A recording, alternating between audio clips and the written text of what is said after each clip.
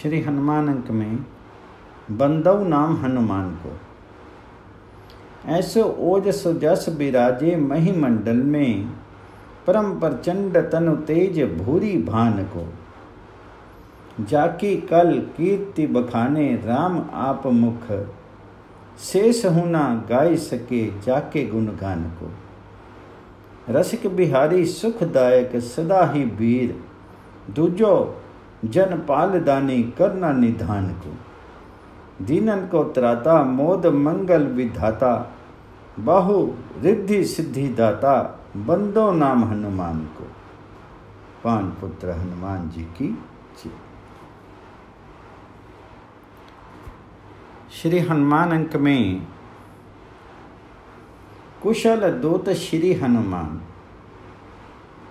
नीति शास्त्र के अनुसार दूत का काम बहुत दायित्वपूर्ण होता है, अतः दूत का काम साधारण पुरुष नहीं कर सकता। दूत शब्द का अर्थ होता है संदेश पहुंचाने वाला, अतः दूत में दैहिक और बौद्धिक दोनों तरह के बल अपेक्षित हैं। श्री हनुमान जी भगवान शंकर के अवतार हैं और पवन के अंश हैं, अतः उनसे दैहिक और बौद्धिक बल अपार है। महाकवि विश्वनाथ भट्ट ने साहित्य दर्पण में दूत के 3 भेद बताते हुए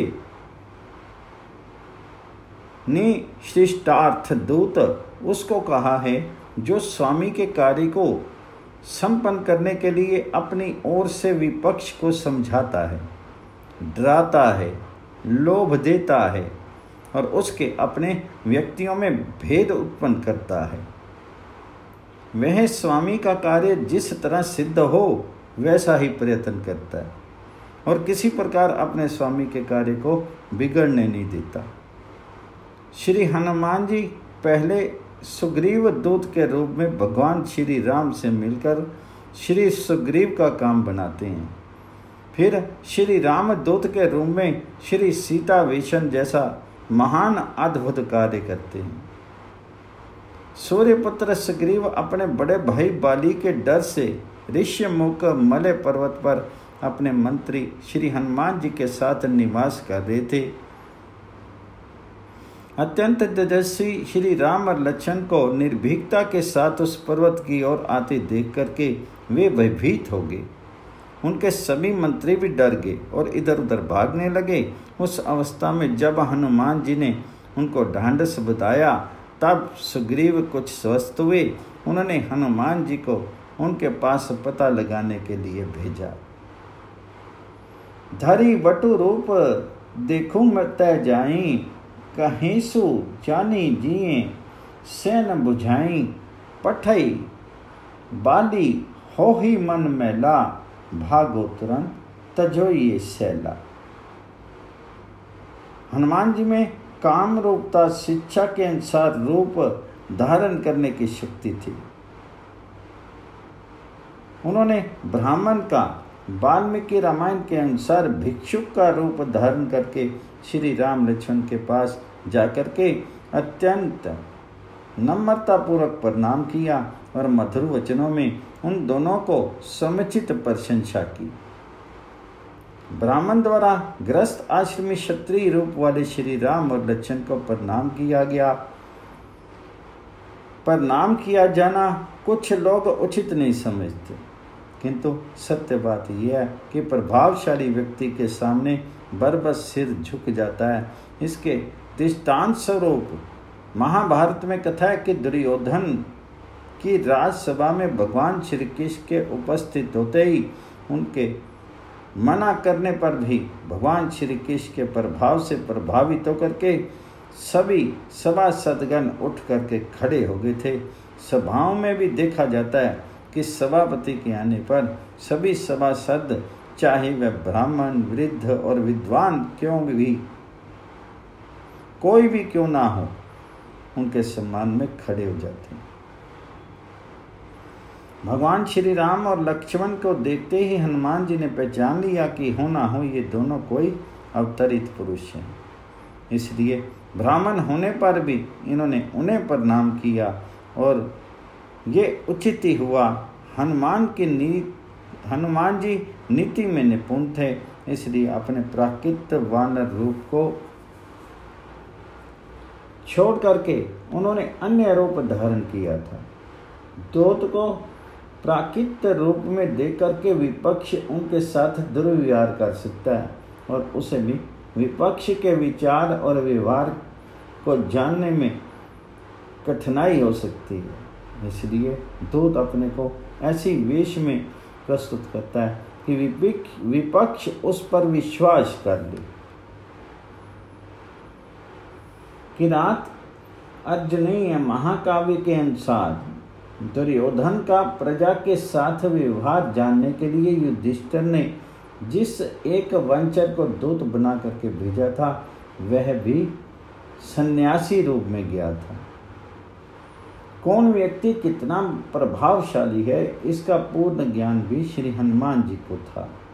इसलिए वे श्री राम और लक्ष्मण के सौंदर्य और प्रभाव को देख करके समझ गए कि ये साधारण मनुष्य नहीं है।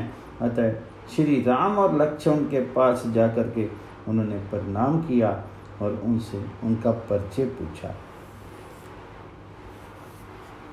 आप दोनों राजऋषियों तथा देवताओं के समान प्रभावशाली, तपस्वी और कठोर व्रत पालन करने वाले प्रतीत होते हैं।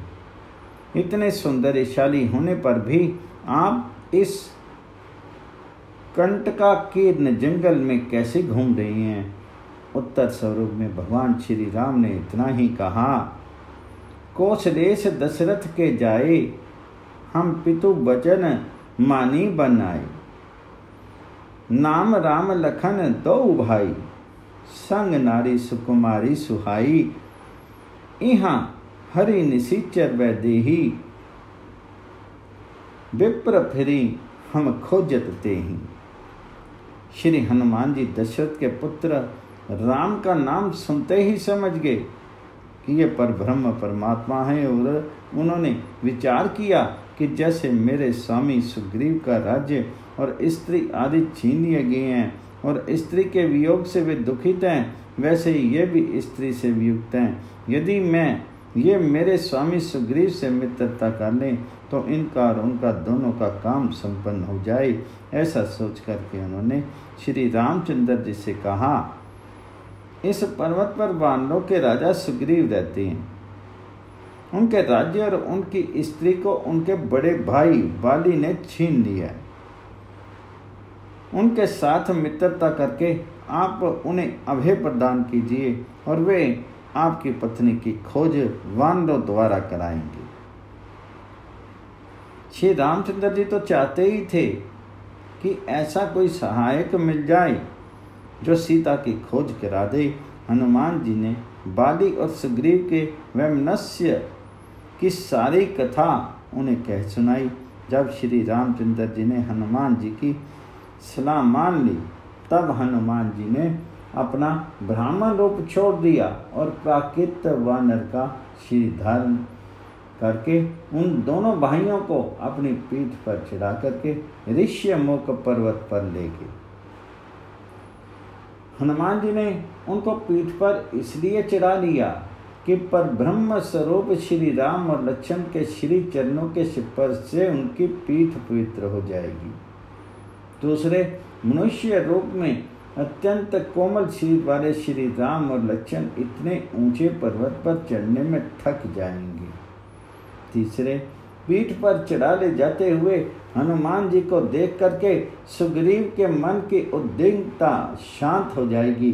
वे समझ जाएंगे कि ये उनके हितैषी हैं, शत्रु नहीं हैं। सुग्रीव के पास पहुंच करके हनुमान जी ने अग्नि के साक्षी में उन दोनों की मित्रता कराई एवं एक दूसरे के कार्य को सिद्ध करने की प्रतिज्ञा करवाई। भगवान श्री राम ने अपने मित्र सुग्रीव का काम पहले संपन्न किया और उनके शत्रु बाली को मार करके अपहृत राज्य और स्त्री को उनके अधीन कर दिया। इस प्रकार हनुमान जी ने सुग्रीव का कार्य संपन्न करके निश्रिष्ट दूतत्व का पूर्ण परिचय दिया। सुग्रीव ने भी अपनी प्रतिज्ञा के अनुसार वानरों की सेना बुलाई और श्री सीता जी की खोज में साधारण वानरों को पूर्व, पश्चिम और उत्तर दिशा में भेजा, किंतु दक्षिण दिशा में लब्ध प्रतिष्ठ वीर वानरों को नियुक्त किया। जब सुग्रीव की आज्ञा से वे वीर वानर प्रस्थान करने लगे, तब उन्होंने श्री रामचंद्र जी को प्रणाम किया। सब से अंत में हनुमान जी ने उनके चरणों पर सिर झुकाया। उस समय भगवान श्री रामचंद्र जी ने इनको बल, पौरुष और बुद्धि में सबसे बढ़ करके समझा और इनको अपने पास बुला करके श्री सीता जी के लिए कुछ संदेश कहा और चिन्ह स्वरूप उनको अपनी अंगूठी दी। अंगूठी इसलिए दी कि उसे देखने से श्री सीता को विश्वास हो जाए कि ये श्री राम के दूत हैं और तब वे खुल करके उनके साथ बातचीत कर सके। वीर वानर रास्ते की कठिनाइयों को पार करते हुए समुद्र के किनारे एक पर्वत पर पहुंचे। वहां संपाति द्वारा सीता जी का निश्चित समाचार मिलने पर वानरों को प्रसन्नता हुई, पर साथ ही चिंता भी हुई कि 100 योजन समुद्र को पार कैसे किया जाए। जामान के स्मरण कराने पर श्री हनुमान जी की अपनी शक्ति का ज्ञान हुआ। उन्होंने तुरंत अपने शीर को विशाल बना लिया और श्री रामचंद्र जी के स्वरूप का ध्यान करके वे चल पड़े। वस्तुतः हनुमान जी भगवान श्री राम के निस्वार्थ और अनन्य भक्त थे। रामायण में जैसी अहित की भक्ति उनकी दिखलाई गई है, वैसी अन्य किसी पात्र में नहीं। उनकी भगवान श्री रामचंद्र जी पर जितनी श्रद्धा और आस्था थी, उतनी और किसी में भी नहीं। जब हनुमान जी समुद्र पार करने लगे, तब देवताओं ने उनको बल बुद्धि की परीक्षा लेने के लिए नाग माता सुरसा को भेजा। हनुमान जी ने अपने बुद्धि बल से उसको परास्त कर दिया। उन्होंने इसी तरह संतप्त किया सिंहिका को और पराभूत किया लंकनी को। उन्हें भगवान श्री राम की कृपा में इतना विश्वास था कि उन्होंने श्री राम नाम के भरोसे त्रिलोक्य विजयी रावण जैसे शत्रु की नगरी में अकेले जाने का साहस किया। वहां जाकर के उन्होंने न केवल महारानी सीता जी की खोज की, बल्कि अपने स्वामी भगवान श्री राम का प्रभाव भी रावण को बतला दिया। रावण पुत्र अक्षय कुमार का अंत करना, अशोकवन को नष्ट भ्रष्ट करना, लंका नगरी को जला देना और भक्ति श्री सीता का समाचार भगवान श्री राम को सुनाना, वे सब महान कार्य श्री हनुमान जैसे कुशल और समर्थ दूत ही कर सकते हैं। इस प्रकार श्री हनुमान जी ने सच्चे अर्थ में निश्रेष्टार्थ दूत का कार्य किया है। तभी भक्त श्री सीता जी ने भी उनके कार्य से प्रसन्न होकर के ये अमोघ आशीर्वाद दिया। अजर अमर गुण निधि सुत हो करहूँ बहुत रघुनायक छोहूँ। और श्री राम ने भी उनके विषय में यही कहा, मैं तुम्हारा सदा ऋणी ही रहूँगा। पवन पुत्र हनुमान जी की जय।